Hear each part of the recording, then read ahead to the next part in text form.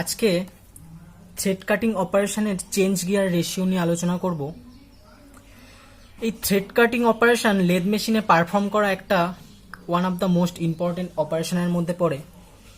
এর বেসিক প্রিন্সিপালটা হচ্ছে এমন: the principal of thread cutting is to produce a helical গ্রুভ on a cylindrical or conical surface by feeding the tool longitudinally when the job rotating between center or by a chuck at constant speed. এবার যদি একটা diagram দেখি lathe machine টুলের, এটা আমাদের হচ্ছে একটা lathe machine টুলের ডায়াগ্রাম, যেখানে between centre, live centre and dead সেন্টারের মাঝে আমাদের জব মাউন্ট করছে একটা কনস্ট্যান্ট পার্টিকুলার স্পিডে। নাম্বার 1 আমাদের মেন স্পিন্ডেল, নাম্বার 2 মেশিনের carriage, number 3 lead screw and number 4 এখানে ডিনোট করছে গিয়ার অ্যারেঞ্জমেন্ট বা নাম্বার অফ গিয়ার্স, যার ক্যালকুলেশন চেঞ্জ গিয়ার রেশিও আমরা ফাইন্ড করব। এবার এই থ্রেড কাটিং মেকানিজম যখন আমরা থ্রেড কাটিং অপারেশন করব লেদ মেশিনে, তখন আমাদের কাটিং টুলকে বা থ্রেড কাটিং টুলকে একটা অটোমেটিক ফিট প্রোভাইড করতে হবে, যার দ্বারা টুলটা লেফট হ্যান্ড থেকে right hand or right hand থেকে লেফট হ্যান্ড একটা পার্টিকুলার প্যাটার্ন ফলো করে মুভ করতে পারে। তাহলে এই মেন স্পিন্ডেল থেকে আমাকে অ্যাট ফার্স্ট মোশন ট্রান্সফার করতে হবে লিড স্ক্রুতে।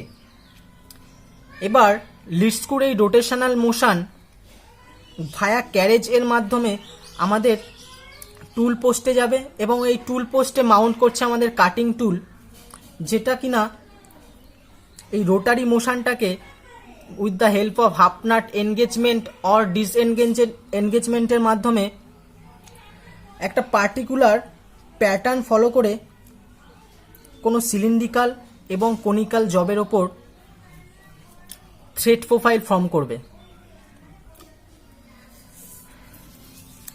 এবার যদি মেন কন্ডিশন আমরা দেখি থ্রেড কাটিং মেকানিজমের, তাহলে ফার্স্ট কন্ডিশন হচ্ছে the longitudinal feed should be equal to the pitch of the thread to be cut per revolution of the work piece.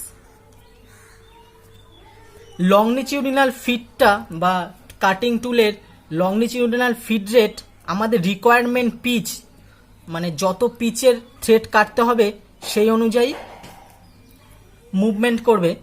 এটা ফার্স্ট কন্ডিশন। সেকেন্ড কন্ডিশন বলছে to know the definite pitch of the lead screw through which motion is transmitted to the carriage. তাহলে এই lead স্ক্রুয়ের definite pitch আমাদের জানতে হবে, যার মাধ্যমে আমাদের এই মেন স্পিন্ডেল থেকে মোশন লিড স্ক্রুতে আসবে এবং লিড স্ক্রুর দ্বারা মোশনটা হাফ নাট এনগেজমেন্টের মাধ্যমে ক্যারেজে ট্রান্সফার হবে। দেন বলছে to connect suitable chain of gears through which the motion is transmitted from the start shaft to the lead screw. এখানে একটা সুইটেবল গিয়ার ট্রেন দেখিয়ে দিয়েছে। সাপোজ আমি ধরে নিই এটা স্পিন্ডেল গিয়ার।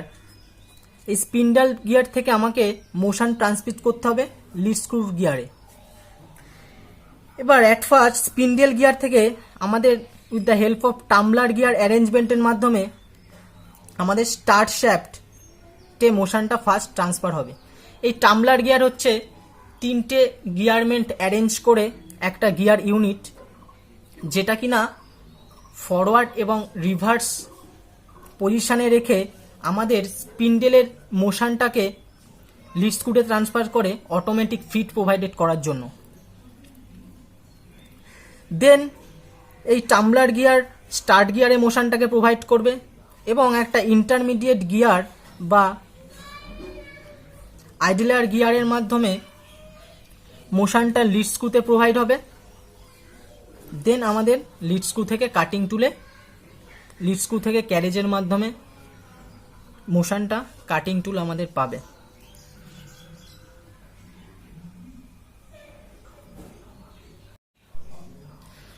এবার যদি থ্রেড কাটিং মেকানিজমের মেন কনক্লুশন দেখি, তাহলে এটা বলছে the relative speed of rotating of the work and the lead screw will result in the cutting of screw of the desire pitch.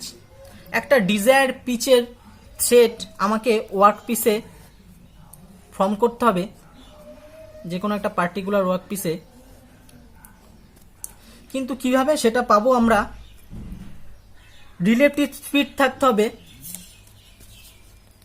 Main spindle এবং lead স্ক্রুয়ের মধ্যে, যেটা কিনা কাটিং টুলকে একটা particular motion, longitudinal motion provide করবে। এবার এই মোশনটা তখনই আমরা পাবো যখন কিনা various number of gear size in between main spindle and lead স্ক্রুকে আমরা প্রোভাইড করব।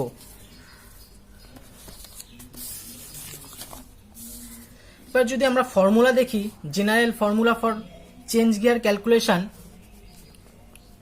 এখানে driver by driven is equal to আমরা বলতে পারি lead to be cut on the job divided by lead of the lead screw, এবং other অন্যভাবে ওটাকে বলা যেতে পারে pitch of the screw to be cut on job upon pitch of the lead screw. তাহলে এই পিচ আর লিডটা কি সেটা জেনে নেওয়া যাক। সাপোজ আমি একটা থ্রেডেড প্রোফাইল ড্র করছি।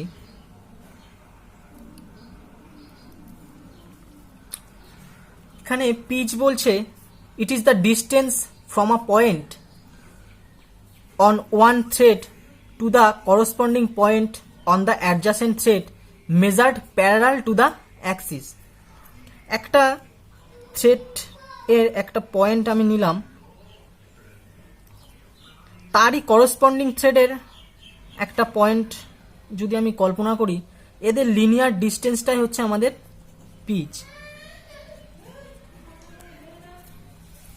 এবং লিড এবং পিচের মধ্যে একটা রিলেশন আমরা জানি, lead is equal to pitch into number of starts.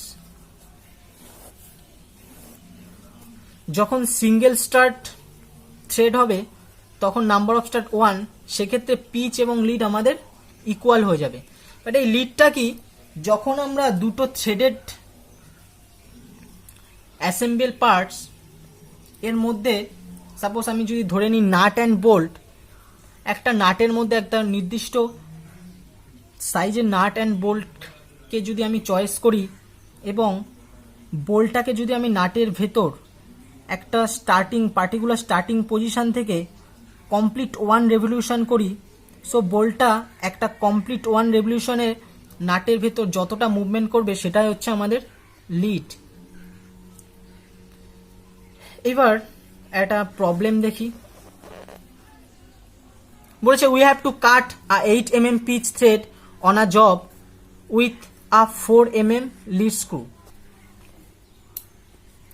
আমাদের জবের ওপর কাটতে হবে 8 mm পিচের একটা থ্রেড, এবং লিড স্ক্রু আমাদের 4 mm, দুটোই আমাদের ম্যাট্রিক ইউনিটে আছে। সো আমরা যখনই এই গিয়ার রেশিও ক্যালকুলেশন করব, এই থ্রেড চেঞ্জ গিয়ার রেশিও, তখন আমাদের 20 নাম্বার অফ টিথ থেকে 120 নাম্বার অফ টিথের সেটের গিয়ার ইউজ করেই আমরা এই চেঞ্জ গিয়ার রেশিওগুলো কল্পনা করব। এবং এদের মধ্যে 5 স্টেপ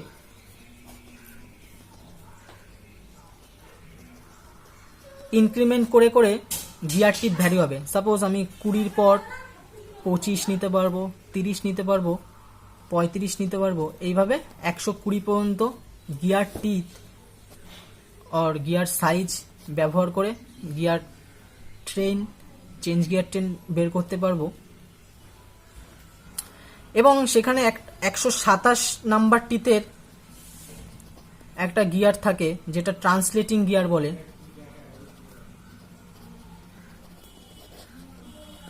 এটা মেট্রিক টু ব্রিটিশে ট্রান্সফার করতে বা ব্রিটিশ টু মেট্রিক যখন থ্রেড আমরা করব এই টিথের গিয়ার ইউজ করে থাকি।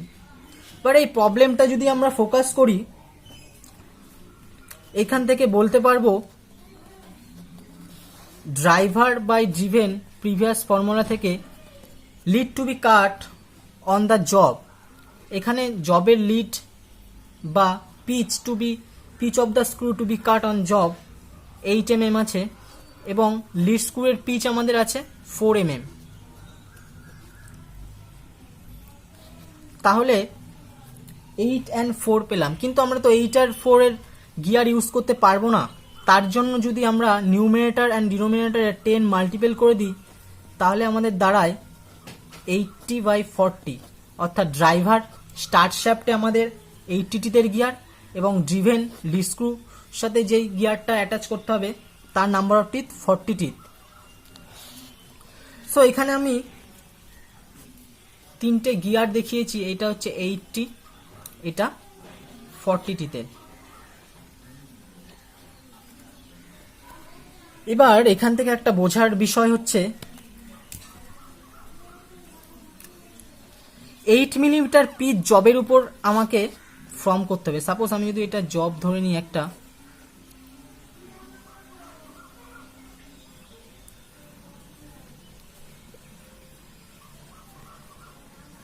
বিটুইন সেন্টারে যেটা আছে 8 মিলিমিটার পিচ ফর্ম করা মানে আমাকে একটা জবের কমপ্লিট 1 রেভলিউশনে থ্রেড কাটিং যে টুলটা আছে সে 8 মিলিমিটার অ্যাডভান্স হবে। কিন্তু আমার এই কাটিং টুলের মোশনটা প্রোভাইড করে কে? Lead screw. কিন্তু লিড স্ক্রু এখানে দেওয়া আছে 4 mm। তাহলে দেখতে হবে মোশনটা যদি 4 mm পিচ হতো এবং 4 mm লিড স্ক্রু হতো তাহলে সেম নাম্বার অফ টিথের আমরা গিয়ার ইউজ করতে পারছি।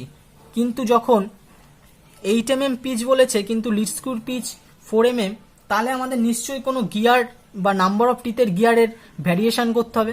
এই ক্যালকুলেশন থেকে আমরা পেলাম 80 নাম্বার অফ টিথের গিয়ার আমাদের স্টার্ট শ্যাফটে ইউজ হবে এবং 40 নাম্বার অফ টিথের গিয়ার আমাদের লিড স্ক্রুর সাথে অ্যাটাচ হবে। তাহলে 40 টিথের নাম্বার গিয়ারটা একটা জবের রেভলিউশনে লিড স্ক্রুটা তাহলে সেই একই সময়ের মধ্যে 2বার রেভলিউট হবে, বা অন্যভাবে বলতে পারি স্মল গিয়ার ইউজ হবে লিড স্ক্রুয়ের সাথে অ্যাজ কম্পেয়ার টু যখন স্টার্ট শ্যাফট এর ইউজ হবে লার্জ গিয়ার। তাহলে গিয়ার আমাদের নাম্বার অফ টিথের গিয়ার ভ্যারি করে আমরা এই থ্রেড কাটিং মেকানিজম করতে পারবো। এবার যদি আমাদের বলে gear ratio for cutting matric thread on British lathe, জবের উপর আমাদের যে থ্রেড ফর্ম করতে হবে সেটা মিলিমিটার ইউনিটে হবে পিচ। এবার লিড স্ক্রুতে দেওয়া আছে ইঞ্চ সিস্টেমে, অর্থাৎ ব্রিটিশ সিস্টেমে। লিড স্ক্রুয়ের পিচ আমাদের যখন ব্রিটিশ সিস্টেমে থাকবে, আমরা জেনারেল ফর্মুলা থেকে জানি driver by driven is equal to lead to be cut on job divided by lead of the lead screw, বা এটাকে বলতে পারি pitch of the job to be cut divided by pitch of the lead screw। এবার আমাকে এখানে transformation করতে হবে ইউনিটের। আমাদের এটা মিলিমিটার ইউনিটে আছে, জবের পিচ আমাদের মিলিমিটার ইউনিটে ছিল। বাস সাপোজ এই মিলিমিটারটাকে আমি যদি ইঞ্চে ট্রান্সফার করি তাহলে এমন একটা রিলেশন আমরা পাই। আমরা জানি 25.4 mm is equal to 1 inch.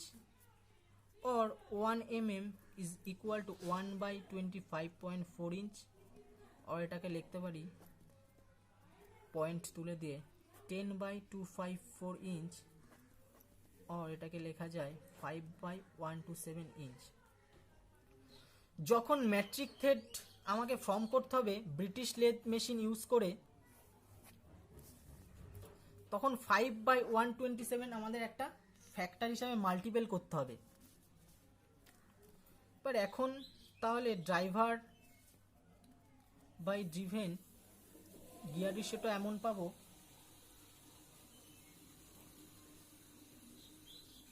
Pitch of the job to be cut in mm divided by pitch of the lead screw into 5 by 127। এবার TPI, what is TPI?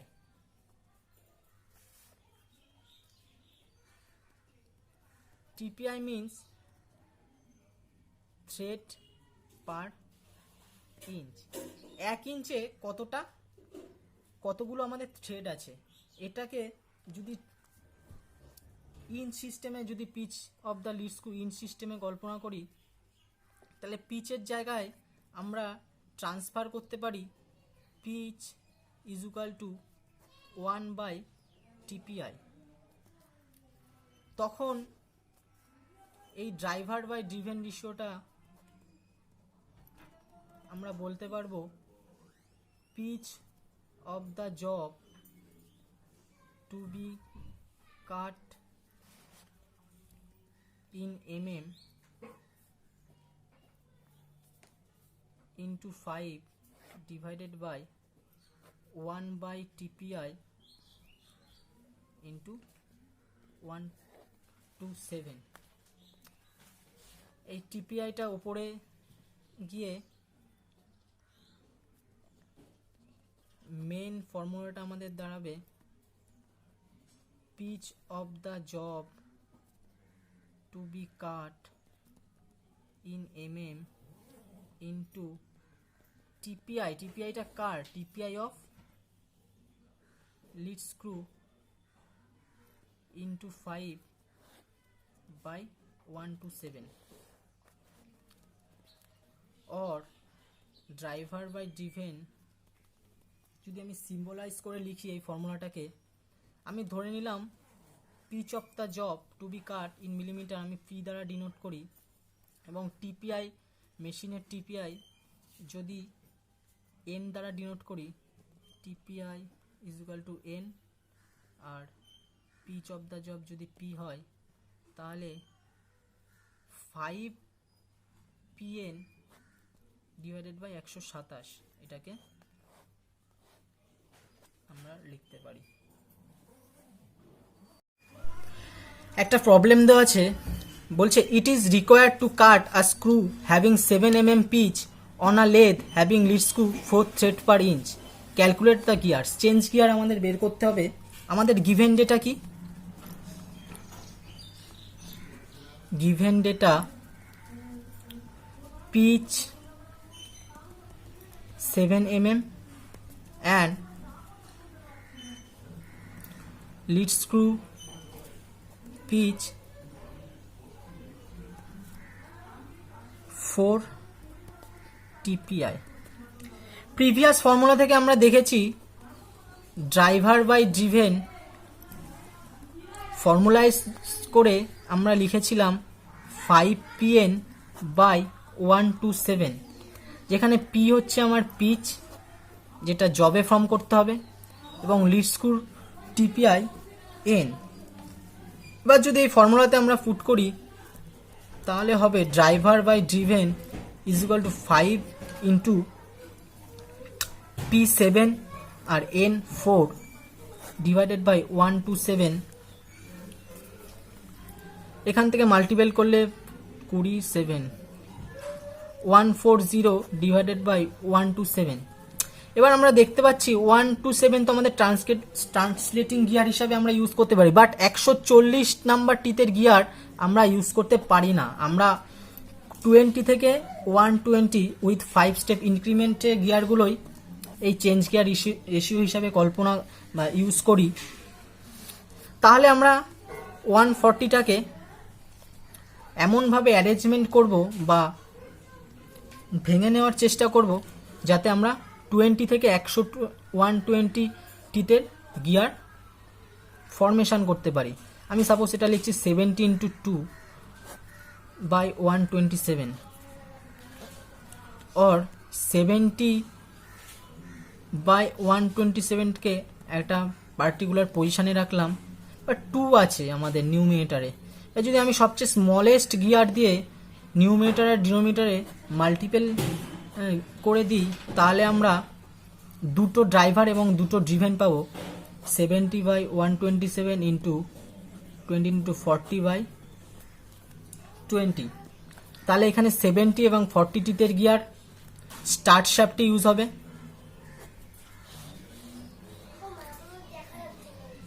And 127 and 20 number of টিথের gear list করতে use করতে পারবো আমরা। Okay, thank you.